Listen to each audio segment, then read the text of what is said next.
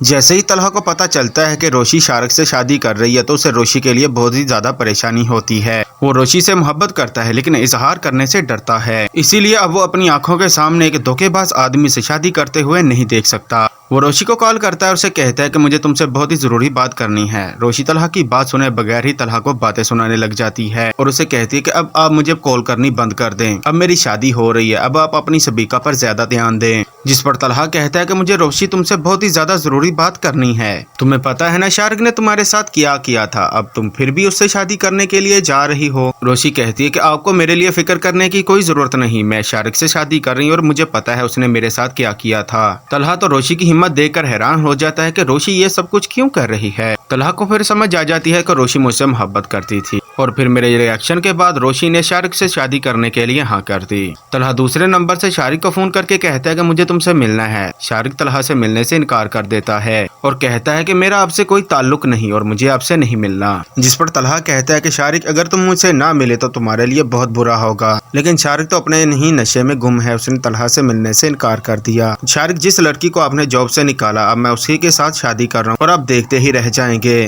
मुझे पता है कि आप रोशी को पसंद करते हैं, रोशी आपको। जब वो मेरी बीवी बन जाएगी तो रोज मैं उसे तड़पाया करूंगा, आपसे अपनी बेइज्जती का बदला लूंगा। जिस पर तलहा बहुत ही ज्यादा गुस्सा हो जाता है तो कहता है कि अगर शारिक तुमने रोशी के साथ कुछ भी गलत करने की कोशिश की तो मैं तुम्हें जिंदा नहीं छोड़ूंगा। शारिक हंस के फोन बंद कर देता है और कहता है कि अब तो हमारी बहुत ही जल्द शादी होने वाली है और आप कुछ भी नहीं कर सकते। एंड शादी वाले दिन जब तलहा मोहित और अहमद साहब को लेकर शादी वाले दिन आता है, उसे बहुत अच्छे से पता था कि शारिक रोशी के लिए बिल्कुल भी ठीक नहीं, इसीलिए वो रोशी के पास जाता है और रोशी से कहता है कि तुम्हें ये शादी नहीं करनी चाहिए। जिस पर रोशी कहती है कि मुझे पता है शारिक मुझसे बहुत ही मोहब्बत करता है और मैं उसी से ही शादी करना चाहती हूँ।